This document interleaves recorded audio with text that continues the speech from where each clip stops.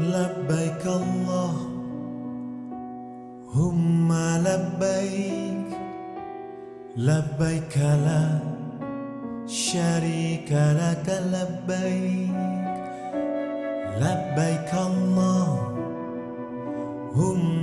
لبيك لبيك لا شريك لك لبيك ke Baitullah aku melangkah, ku penuhi panggilanmu.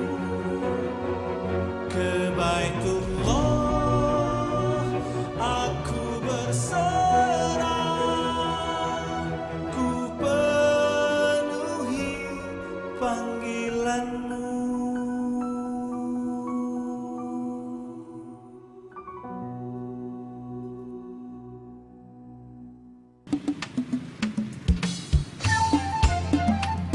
Di awal tahun 90-an, boleh jadi masa-masa paling sejahtera bagi keluarga Bahagia Utama. Cukup sandang, pangan, dan papan. Kebetulan setelah berumah tangga, saya juga pernah buka percetakan dulunya ya, ikut kakak ipar saya. Ya saat itu saya memang berhasil di bidang itu, karena saya waktu itu tidak mau jadi pegawainya di percetakan, malah jadi langsung pembuat bukunya. Walau untuk finishingnya saya yang menangani waktu itu, saat itu. Setelah krisis tahun 97, itu waktu itu anak saya ada dua ya. Yang kedua lahir tahun 98 itu kan kena krisis. Ya di situ, saat itu saya goncang juga.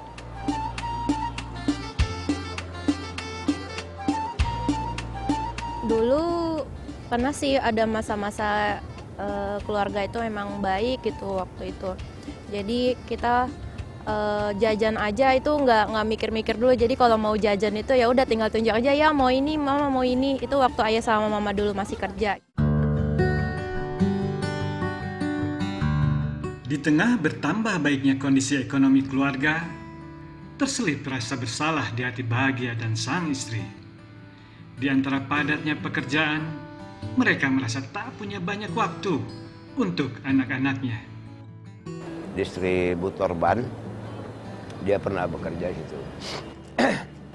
Tapi karena anak-anak juga, ya kan butuh yang ngurus ya. Saya tuh lebih suka kalau anak-anak ini langsung yang ngurus itu ibunya itu pernah.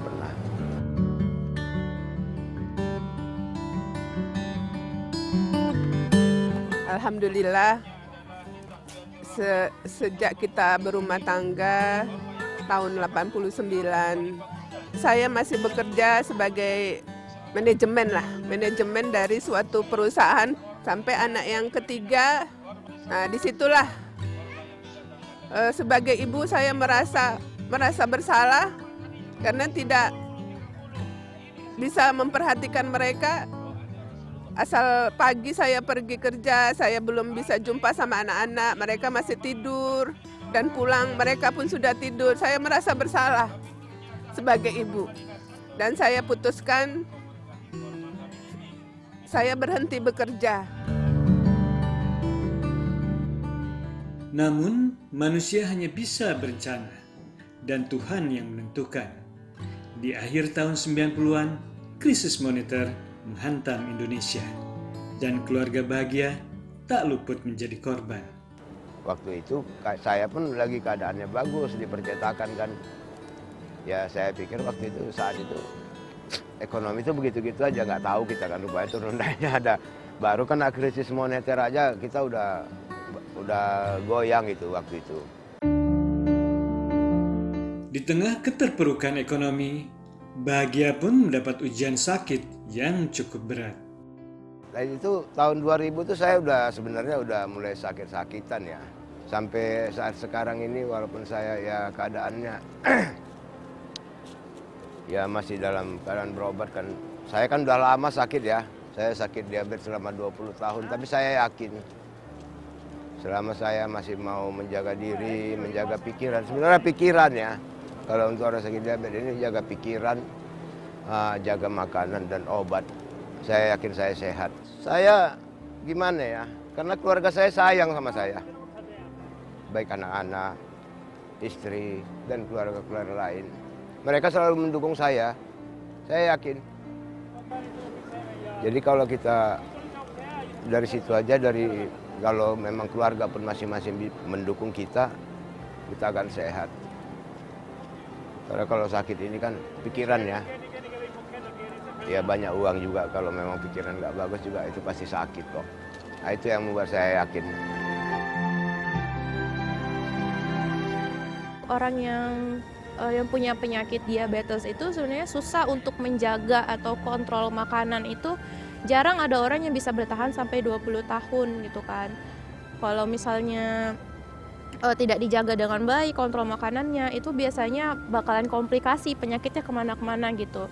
Nah, ayah ini hebatnya bisa menahan, mau makan ini makan itu tuh bisa nahan gitu, karena mikirin juga kalau misalnya nanti anak-anak kalau saya sakit, kalau ayah sakit gimana gitu, anak-anak mau sekolahnya bagaimana gitu, makanan kami sehari-hari gimana gitu kan. Jadi makanya semuanya ditahan gitu.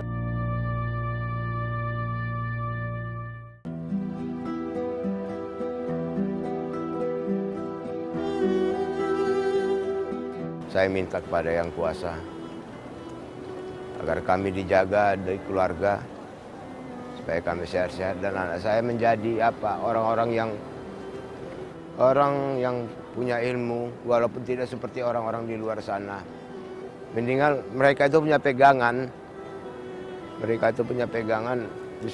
yang suatu saat memang bisa mereka gunakan, baik untuk negara ya, keluarga, dan agama. Itu yang saya inginkan dari anak-anak.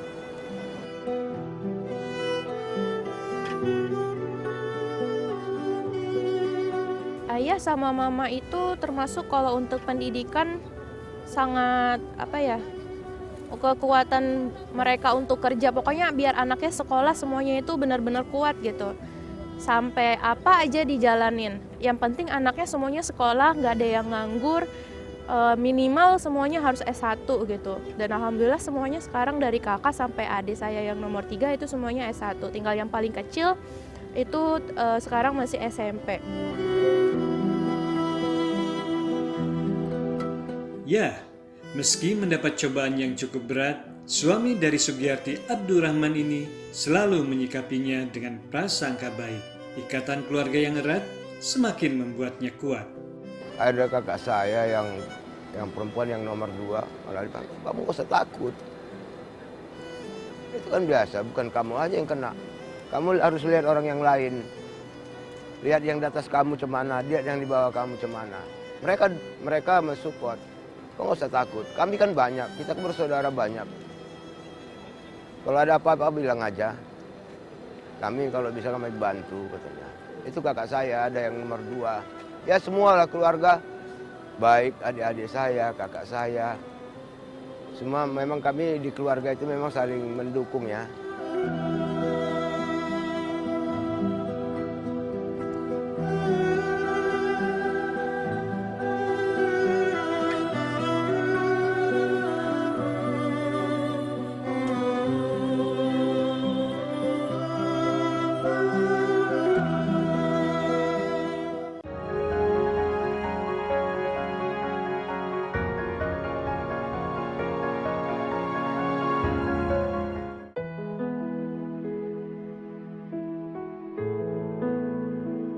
Membuka tahun 2000, Bahagia pun mulai bangkit.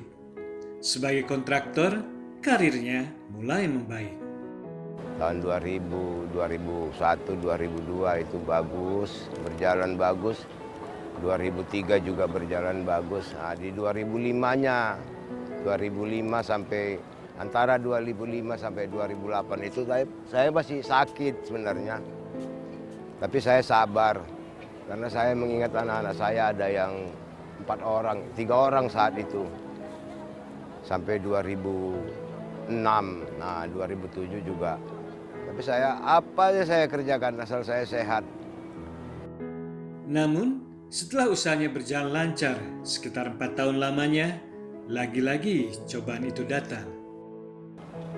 Lalu saya coba-coba tanya abang saya, kakak, apa gitulah kalau istilah di Jakarta, kakak, abang. Saya tanya apakah ada pekerjaan yang bisa untuk saya. Dari situlah saya mulai ikut-ikut jadi kontraktor ada di suatu tempat di Medan yang borong-borong pekerjaan. Mulai dari rehab, ada yang buat baru, apa gitulah. Saya ada dikasih kerjaan di sana, itu ngerehab-rehab gedung. Kebetulan anggota-anggota saya pun masih ada, saya bawa mereka ke sana kerja. Saya pernah tidak dibayar lah, kerjaan saya itu bukan ditipu sebenarnya, tidak dibayar. Alasannya karena kesalahan prosedur. Kondisi ekonomi keluarga pun semakin terpuruk. Bahagia berusaha bangkit dari jurang yang paling dasar. Saat itu saya pernah dagang waktu itu dagang, kalau orang Medan bilang itu monja. Dia itu pakaian-pakaian bekas yang dari Tanjung Bali, itu dijual di Medan. Nah, itulah pekerjaan. Ada jalan 1 tahun saya mulai jual pakaian monja itu. Saya itu ada juga waktu itu buka buka cuci motor, sekaligus sama tambal ban itu. Saya nggak pernah pegang itu, bukanya pun saya nggak ngerti.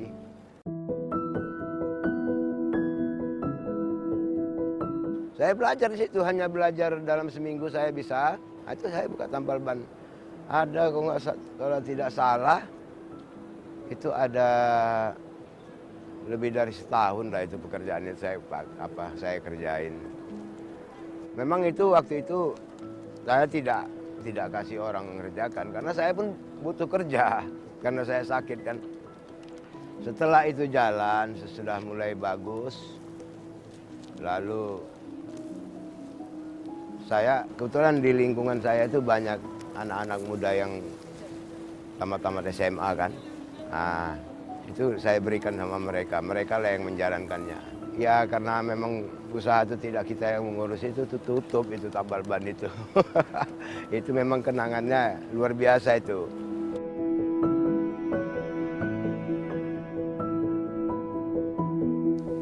Ya, kalau diingat-ingat sungguh berat karena kita sama-sama saling mendukung, saling mengertilah gimana anak-anak pun mengerti, ikut membantu.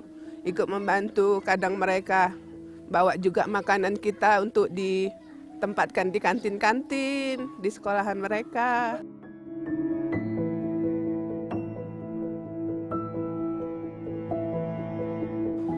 Waktu itu waktu anak-anak juga kecil, waktu sekolah, kami buka usaha jual. Kalau di sana apa namanya? Kalau di Medan itu namanya singkong gaul. Singkong itu direbus, baru dirajang, baru digoreng. Itulah, itu ada bumbunya spesial, memang dibelilah. Pernah lama itu. Anak-anak biar lanjut sekolah, kalau kami sama ibu ini memang cukup lah.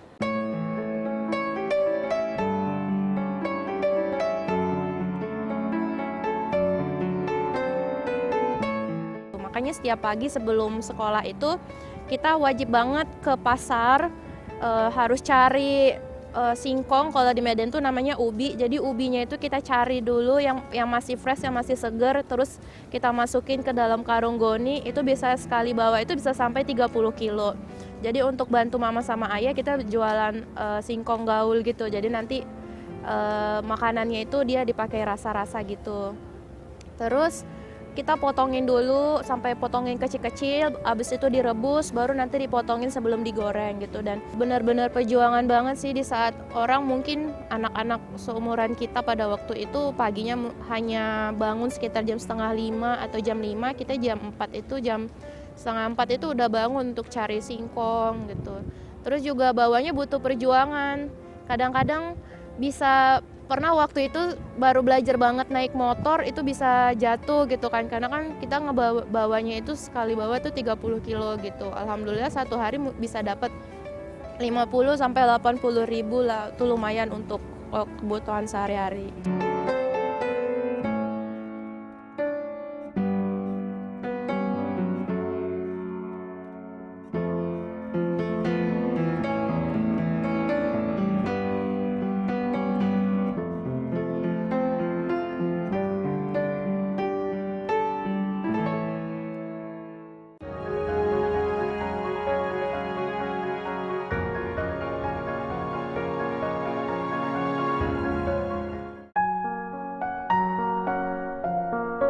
Tahun demi tahun terisi dengan kerja keras. Bahagia selalu meyakini Allah senantiasa ada ketika hambanya membutuhkan pertolongan. 2011 saya buka usaha lagi. Buka usaha itulah yang memberi semangat sampai sekarang ini. Saya masih bisa membelanjai anak-anak saya, menyekolahkan. Mungkin masih ada 2 orang lagi yang sekolah ya. 2 orang lagi inilah yang saya pertahankan bagaimana mereka itu bisa jadi. Itulah yang selalu jadi pikiran ini. Tapi saya nggak takut. Yang jelas rezeki itu ada. Saya nggak takut selama saya mau masih meminta. Ya itu pasti ada. Karena baru-baru ini pun saya 3-4 bulan yang lalu saya memang terguncang juga. Makanya saya bilang rezeki itu tetap ada. Di saat saya terguncang itulah kebetulan ada toko kita, ada usaha itu digusur. Saya sempat goyang. Tapi saya yakin kepada Yang Kuasa, kepada Allah, bahwasanya semua pasti diganti. Pasti ada usaha yang lain gitu. Nggak berapa lama setelah 2 bulan setelah itu saya ditawarkan pekerjaan kembali lagi seperti yang pernah jadi inilah, bukan kontraktor sih sebenarnya ya, yang sejenis kontraktor. Lalu ditawarkan, inilah pekerjaan saya selama 2 bulan ini. Sampai saya berangkat kemari juga pekerjaan masih ada di sana, ada 2 tempat. Jadi saya yakin setiap saya kesusahan, bukan susah sih sebenarnya, membutuhkan sesuatu, pasti ada jalan keluarnya.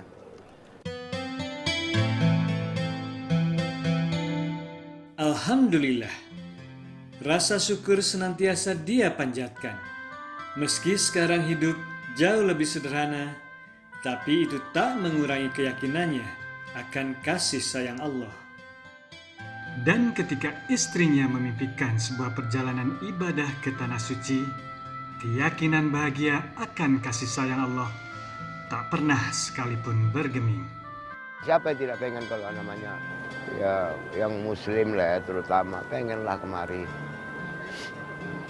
Mau bisa sholat langsung berhadapan dengan Ka'bah, ya siapapun pengen lah. Dan rencana itu memang sudah lama, cuma saatnya aja yang tidak memungkinkan ya. Istri saya itu yang selalu ingat, kapan kita bisa ke sana? Ya sabarlah, ada itu nanti rezekinya, saya bilang. Kalaupun tidak ada uang kita, pasti ada orang yang memperhatikan kita. Saya itu yakin itu. Saya juga gitu kok sekarang ini. Kalau memang saya berangkat sendiri kemarin tidak bisa. Karena saya pun bukan orang yang punya banyak duit kan untuk datang kemari itu, enggak. Kalau dia, iya ya, siapa yang berangkat kita? Pasti ada, saya bilang. Tunggu aja. Nah itulah, itu kan saya pun didukung oleh keluarga lah ya. Ya, Allah yang Maha Kuasa telah mengabulkan doanya lewat cara yang tak pernah disangka-sangka. Saya kan punya anak ya, namanya Atiki Holis ini itu. Dia itu kan sebagai tenaga pengajar di sebuah yayasan. Dia punya pimpinan di sekolah itu. Nah, itulah yang mengajak beliau. Diajak beliau, tapi dia bilang, saya nggak mau berangkat Pak kalau nggak ikut Mama. Nah itulah. Ya udahlah sendiri dulu, saya bilang. Enggak lah ya, mama itu yang pengen kali mau berangkat, masa saya berangkat ke Tanah Suci, mama nggak ikut gitu. Lalu dia sampaikan kepada pimpinannya, lalu pimpinan, ya udah, ayo berangkat aja. Nah itulah, saya pun terkejut itu. Sehingga kami bisa sama kan, saya kan tinggal menyampaikan kepada kemanakan saya, maminya udah mau berangkat ini bulan 1. Oh ya udah, ini malam ini saya transfer ini langsung katanya. Itulah luar biasa, memang saya banyak dibantu beliau itu dalam hal apapun, baik untuk sekolah. Memang kalau untuk rumah tangga tidak, tapi untuk sekolah adik-adik sepupunya banyak saya dibantu beliau itu. Di Mekah, di bumi Allah, bahagia kembali merenungkan perjalanan hidupnya. Rabu pagi saya sampai sini, saya senang lah. Senang, haru, bahagia. Bisa sampai ke Tanah Suci Mekah ini dan bisa melihat Ka'bah. Dan saya bisa langsung sholat di depannya. Langsung menghadap, itu suatu kebahagiaan bagi saya. Karena saya waktu mengelilingi Ka'bah itu memang saya menangis lah. Saya tidak nyangka, saya terekam dari belakang lagi bisa sampai kemari, menangis saya. Saya bilang, ya Allah, terima kasih. Kau telah memenuhi doa-doaku sehingga aku sampai kemari. Itulah keluaran mata saya. Karena nggak mungkin.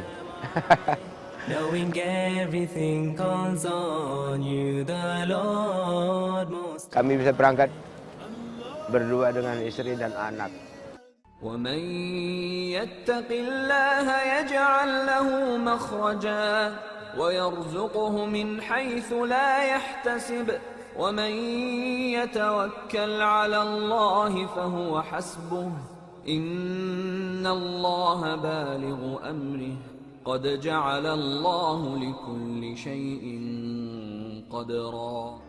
شكرا يا ربي شكرا هديت قلبي شكرا نورت دربي شكرا شكرا يا رب شكرا يا ربي شكرا هديت قلبي شكرا نورت دربي شكرا شكرا يا رب